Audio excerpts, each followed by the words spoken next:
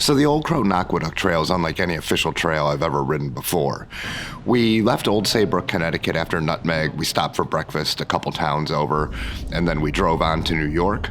We were staying at Croton Point Park, which is a peninsula in the Hudson. The Hudson's extremely broad here. It's really amazing. It almost doesn't feel like a river.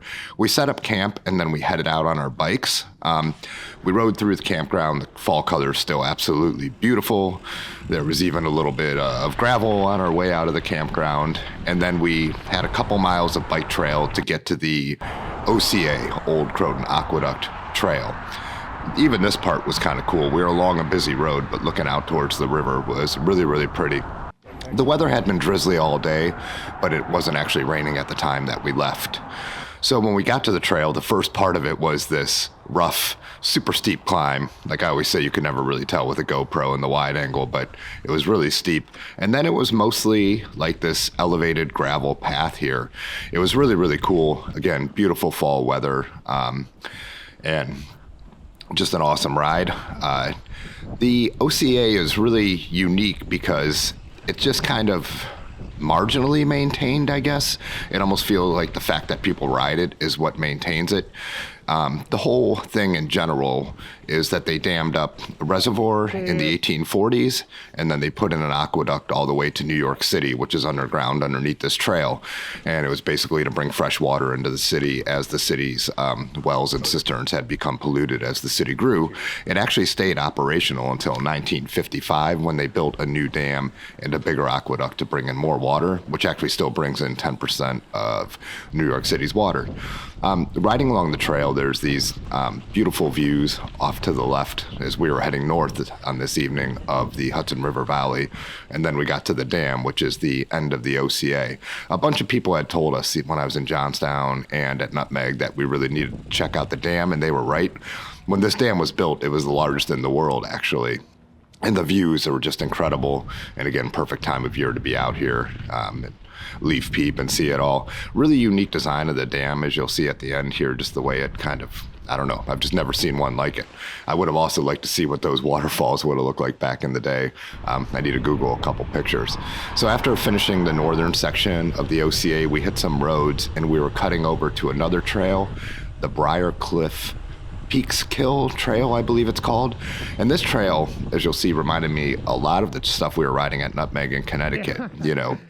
It almost didn't feel like something that you should be able to ride bikes on, you know, so it was really, really cool, rugged. I've definitely had to hike a bike a little bit through here.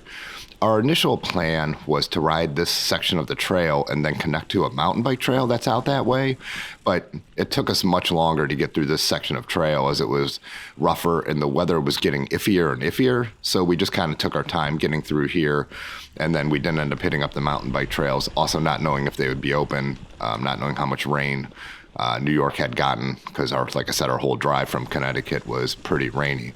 But as you can see, it was a pretty cool trail to ride, you know. Again, more of that like vibe of being back in Connecticut.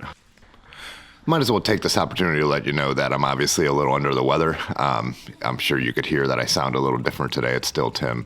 Anyways, we are crossing over this bridge that looks like it hasn't had a lot of maintenance in a long time. Made it really scenic and very photographic, as I'll show a couple pictures, but a little sketchy with all the wet leaves and the down railings and stuff like that. But here we planned what we were going to do next. The weather was turning even a little more worse, starting to drizzle. So we decided to head out the road and take the roads into Peekskill. There was a brewery there that looked like it'd be a good stop for dinner, and it turned out to be a good one. We never quite got soaked through, but we definitely got damp. During dinner, we were watching the trains go by, and we're talking about like 15 miles back to campground in the rain, and we realized we're out east, and you don't have to ride in the rain. You can jump on a train. I know that sounds so normal, but from where we're from, that's quite the novelty and convenience. This is what happens when you moon your friends, is they get off the elevator and you take the stairs. But yeah, again, I know it sounds probably ridiculous to some of you, but for us, the revelation that we could take the train, and this is the MTA, and we looked and one's coming in a half hour and one was coming in like 50 minutes, and we're like, let's get one more beer and we'll pick the 50-minute train. And we sometimes it's great to have that ability to call it. And the station was right by the campground. It was one of their actual big maintenance areas. So it was just a bridge over the tracks and right back out to Old Croton Point Park. So yeah, what a convenience. What a lucky for us. We got back, the rain let up when we got right back to camp, but then it started pouring right when we thought about having a fire, so a little Duolingo in the tents, and then might as well just head to bed.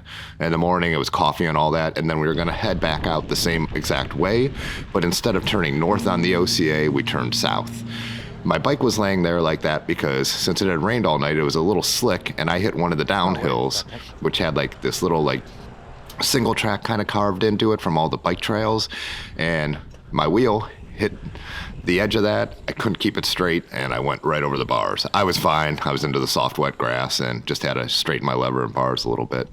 Structures like that along the trail, those are old weirs. I think there's 4 of them left. They were designed to shut off the water to the aqueduct for maintenance. You could see another one back there at the beginning of this bridge.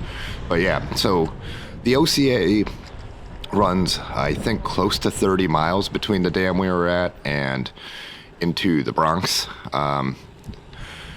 And you go through stuff like these city parks. There's a couple, I think there's 4 spots where you can't follow the trail, but there's some stuff like this that's just wild. It's just this little path, kind of like the path that took me out, along the road. Sometimes you feel like you're in people's backyards, sometimes you're in those towns. And then a lot of times off to the right, now that we're heading south, you get these just stunning views of the Hudson Valley, which I just had no idea was so pretty. I mean, I guess I've seen pictures over the years, but it's just not something I had thought about that much. This trip in general to take the OCA, I had thought about it from watching Terry Berenson videos riding up here, and then I had looked up, just following Google Maps and seen that Croton Point Park, and so I was glad we finally got to do it. This section here, we ride around this school parking lot, and this is where the navigation is telling us to go. And then it shows us going to the right up there. And we all stop. We don't know what to do. There's a bunch of kids playing Foursquare around the corner. And the janitor, who you saw, happens to pop back out. And he says, Aqueduct Trail? And we're like, yeah. He's like, yep, that's the way. So, of course, I didn't film too much, the creepy guy with the GoPro going through a elementary school parking lot, but that's really where the trail goes. And so I would also advise that if you go to ride this trail, as you can see these little cuts right here, it feels more like doing our Explore rides back home, that you definitely have some kind of navigation or you're with someone who's done it before. You could see a lot of times, and there is signage, but there's a lot of little cuts that would be kind of hard to find if you didn't. I can't remember what town this is, but this is where we stopped for lunch. Aaron wanted a little break, and we decided, well, let's just get lunch right now. So we went to this Mediterranean place that was absolutely amazing, and the family was so nice. It was just awesome. One of those lucky spots, and now we get to be those idiots who go, oh, we know this wonderful little Mediterranean space right outside New York City. Anyways, this section, I think there was a school in the next little town, and so there was a lot of people walking with their backpacks and stuff like that, and that's just all kind of part of the experience of riding this awesome trail. As you can see, its house is down below, maybe there on the right a little bit you could see, and then off beyond that, like I said, is these views of the Hudson Valley, which became better as the day went on. When we first left, it was super foggy and cloudy and even a little rainy, but here's another one of those weirs that remain from the 1800s along the trail. What I'm leaning on here is one of the old vents. There are these stacks along the trail that you'll see along the way, and they would keep the water fresh when the aqueduct was still in operation. And yes, this little section of sidewalk is the official part of the OCA you're supposed to ride. It turns off on a street, and after this, there was one more turn we were supposed to make, and we missed it, so pretty much we ended up riding directly through downtown Yonkers instead.